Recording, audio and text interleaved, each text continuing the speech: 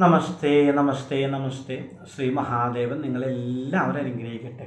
എല്ലാ ഗുണങ്ങളും ഐശ്വര്യങ്ങളും സമൃദ്ധികളും എല്ലാം ശ്രീ മഹാദേവൻ തരട്ടെ. നമ്മൾ ഇന്ന് പറയാൻ പോണെന്ന് വെച്ചാൽ ഈ തുലാക്കൂർ നക്ഷത്രക്കാരുടെ ഫലങ്ങളെ പറ്റിയാണ് പറയുന്നത്. ചിത്തിര ചോദ്യ വിശാഖം നാളുകാരുടെ ഫലങ്ങളെ പറ്റിയാണ്. എന്താണെങ്കിലും ആ നാളുകാർക്ക് സങ്കടാവസ്ഥകളാണ്. പല കാര്യങ്ങളിലും വിഷമസന്ധികളും സങ്കടങ്ങളാണ് ഈ നാളുകാർക്ക്. അങ്ങനത്തെ ഒരു സമയമാണ് ഇപ്പോഴേ. പ്രധാനം എങ്ങോട്ട് തിരിഞ്ഞാലും അലോഹ്യങ്ങളായിരിക്കും, കലഹങ്ങളായിരിക്കും, മാനസിക വിഷമം ഉണ്ടാക്കുന്ന സാഹചര്യങ്ങൾ എങ്ങോട്ട് തിരിഞ്ഞാലും നമുക്ക് വന്ന് ചേരും.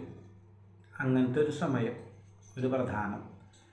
രണ്ടാമത്തെ കാര്യം എന്ന് പറഞ്ഞാൽ ഈ ചോദ്യ ആളുകാർ ഇത്തരം ആളുകൾക്കൊക്കെ രോഗാവസ്ഥകൾ വിട്ടൊയ്യാത്തൊരു സമയസ്ഥിതിയാണ്. അപ്പം ഒന്ന് മാറി ഒന്നായിട്ട് എന്തെങ്കിലും ശാരീരികമായിട്ടുള്ള അസ്വസ്ഥതകൾ വന്നു ചേരും.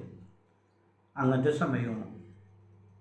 അതും നമുക്ക് ജീവിതത്തിൽ അല്പം ബുദ്ധിമുട്ടുകളും പ്രശ്നങ്ങളും പ്രതിസന്ധികളൊക്കെ ഉണ്ടാക്കും. രോഗാവസ്ഥകൾ തന്നെ അത് കുടുംബത്തിൽ അലോഹ്യം ഉണ്ടാക്കും, ധനത്തിന് മൗഢ്യത ഉണ്ടാക്കും, ധാരാളം അനാവശ്യ ചെലവുകൾ ഉണ്ടാക്കും. അങ്ങനത്തെ ഒരു സമയമാണ്.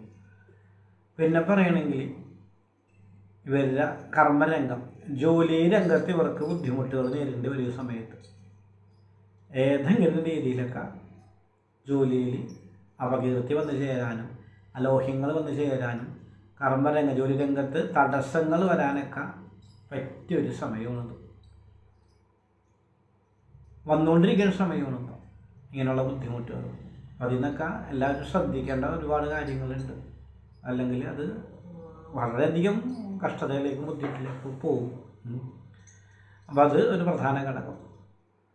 പിന്നെ നമ്മൾ എന്തെങ്കിലും കാര്യങ്ങൾ തുടങ്ങാൻ, പുതിയ സംരംഭങ്ങൾ തുടങ്ങാനും ഒക്കെ ആയിട്ട് ഇങ്ങനെ കാത്തിരിക്കുന്ന ആൾക്കാരുണ്ട്. കാശായിട്ടും അല്ലെങ്കിൽ അതിന് വേണ്ടിയുള്ള പേപ്പർ കാര്യങ്ങളായിട്ടും അങ്ങനെ പല കാര്യങ്ങൾ നടക്കുന്ന ആൾക്കാരുണ്ട്. അതിനെല്ലാത്തിനും തടസ്സങ്ങൾ ബാധിക്കും. നമ്മൾ ആഗ്രഹിക്കുന്ന തൊട്ട് ഉടനടി കാര്യങ്ങൾ നടക്കില്ല. ഉദ്ദേശിക്കുന്ന തൊട്ട് അതിന് ഫലസിദ്ധിയും ഉണ്ടാവില്ല. അതിനല്പം താമസമുണ്ട്. അങ്ങനത്തെ ഒരു സമയം കൂടിയാണ്. പിന്നെ പറയണമെങ്കിൽ അല്പം സന്തോഷിക്കാനുള്ള അവസ്ഥ എന്ന് പറഞ്ഞാൽ ചില കാര്യങ്ങൾ നമ്മൾ കുറച്ച് കാലങ്ങളായിട്ട് നമ്മുടെ നടക്കാതിരുന്ന ചില കാര്യങ്ങൾ നടക്കാനുള്ള സാഹചര്യങ്ങളും മറ്റും ഒത്തുവരും. ധനമായിട്ട് ബന്ധപ്പെട്ട് കുറച്ച് കാലങ്ങളായിട്ട് നമുക്ക് കിട്ടാതെയുള്ള പണം അങ്ങനെ എന്തെങ്കിലുമൊക്കെ ഉണ്ടെങ്കിൽ, അല്ലെങ്കിൽ അങ്ങനെ അതായിട്ട് ഉള്ള രീതിക്കുള്ള എന്തെങ്കിലും കാര്യങ്ങളുണ്ടെങ്കിൽ അതൊക്കെ ഒന്ന് നടക്കും. അങ്ങനത്തെ ഒരു സമയമാണ് ഇപ്പോഴത്തെ. നേരത്തെ ഉള്ള കാര്യങ്ങളാണേ ഇപ്പോൾ സംഭവിക്കുന്ന കാര്യങ്ങളല്ല, അതിന് തടസ്സങ്ങളെ ഉണ്ടാവുകയുള്ളൂ. പിന്നെ പറയണമെങ്കിൽ പല രീതിയിൽ മാനസിക ബുദ്ധിമുട്ടുകൾ ഉണ്ടാവും. ദാമ്പത്യ ജീവിതത്തിലെ കലഹങ്ങൾ, ധനത്തിൻ്റെ ബുദ്ധിമുട്ടുകൾ, ജോലി രംഗത്തെ തടസ്സങ്ങൾ, പിന്നെ രോഗാവസ്ഥകൾ, ഇങ്ങനെയൊക്കെ വരുമ്പോൾ നമുക്ക് പല രീതിയിലുള്ള മാനസിക ക്ലേശങ്ങളും ധനത്തിൻ്റെ ലഭ്യതക്കുറവും അങ്ങനെ പലതും ഉണ്ടാകും. അതൊക്കെ നമുക്ക് വിഷമസന്ധി ഉണ്ടാക്കും. അങ്ങനത്തെ സമയമാണിത്.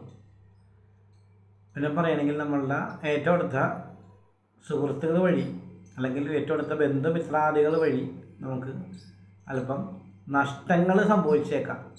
അങ്ങനത്തെ സമയമാണ്.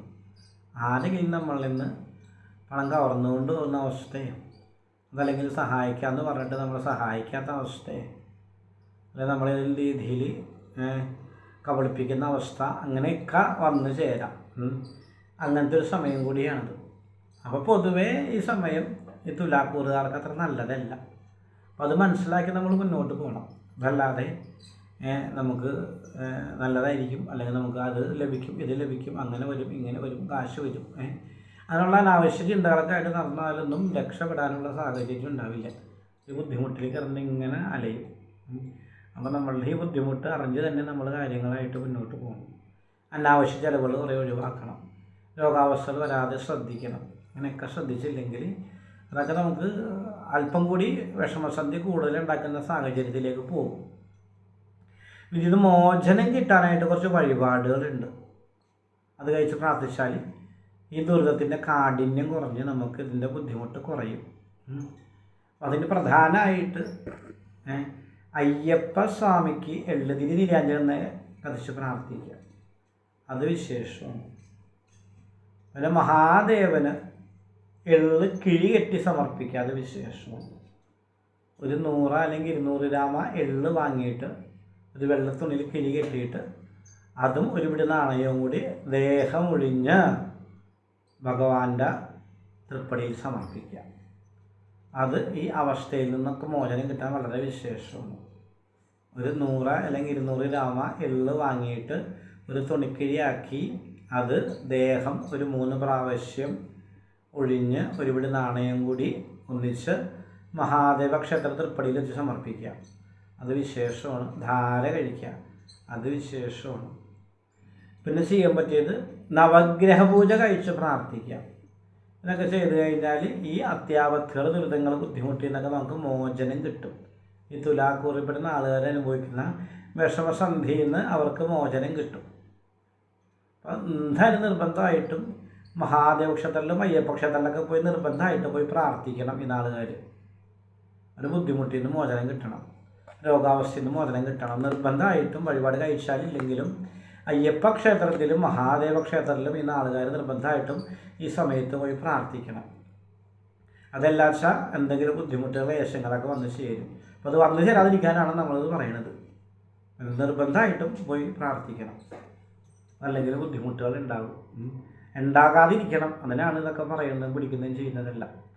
നിർബന്ധമായിട്ടും പോയി പ്രാർത്ഥിക്കണം. ഈ സാധിക്കുന്ന ആൾക്കാർ വഴിപാട് കഴിച്ച് പ്രാർത്ഥിക്കണം. ഈ ബുദ്ധിമുട്ടിൽ നിന്നൊക്കെ മോചനം കിട്ടി ഏറ്റവും മിടുക്കന്മാരായിട്ട് മുന്നോട്ട് പോകാൻ സാധിക്കണം. അപ്പോൾ അതിനൊക്കെ എല്ലാവരും പ്രയത്നിക്കുക. നമ്മളുടെ വീഡിയോസൊക്കെ ഇഷ്ടമാണ് ആൾക്കാർ ഷെയർ ചെയ്യുക, ലൈക്ക് ചെയ്യുക, നമ്മളുടെ സംരംഭം പ്രോത്സാഹിപ്പിക്കുക. നിങ്ങളെല്ലാവരും ശ്രീ മഹാദേവൻ എല്ലാ ഗുണങ്ങളും ഐശ്വര്യം സമൃദ്ധി എല്ലാം തന്നെ രക്ഷിക്കും. നമഃ ശിവായ, നമഃ ശിവായ, നമഃ ശിവായ. ശുഭരാശംസകൾ.